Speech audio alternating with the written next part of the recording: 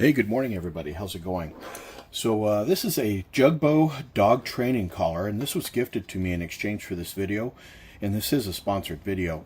So this dog training collar is much like many other collars that are out there in that it has a base piece, or I guess I should call that the handheld piece that has the buttons on it that you can press for actuating the device itself that goes around the dog's neck. And this one here is actually designed for Chase over there, the white dog.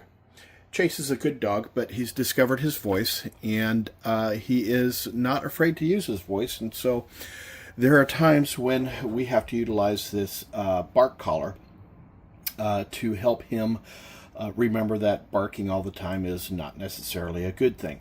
Now, one thing that we do not do when we utilize this bark collar is we do not use the shock function. And the shock function is actually controlled with these two buttons down here. We utilize the vibration function, which is this button here, and we utilize the noise button, this one over here. Now, anytime you want to change anything on this handheld here, you want to turn this dial. And if you just turn the dial, it doesn't do anything. You need to press the dial, and then you can make the changes. And this is currently set for shock with this one here. So we don't want to use the shock, we'll use the vibration. When you use the vibration, a little emblem comes up that says, okay, we're set for vibration. And you can set the intensity of the vibration by just turning this dial here. And it's pretty easy to do.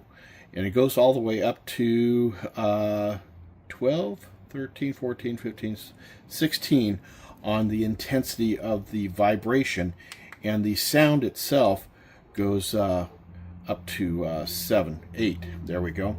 And I'm not even going to show, actually, yeah, I guess, you know, the level of the intensity with the shock portion of the collar on the lower level goes up to 99. Holy smokes.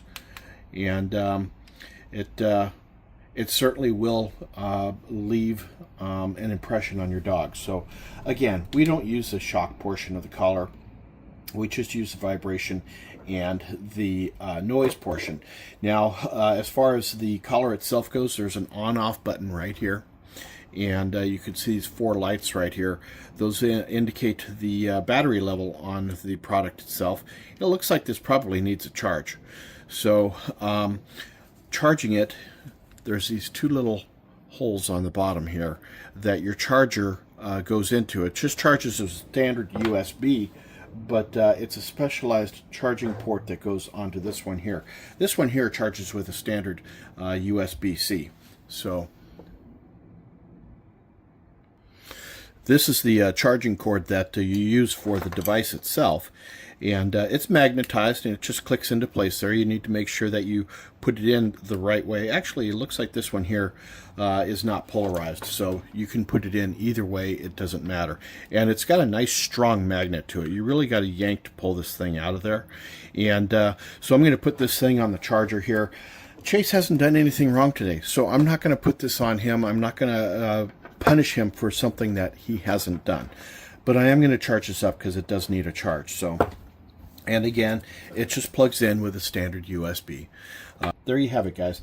Have yourselves a fantastic day. We'll catch you on the next video. Until then, cheers, everybody.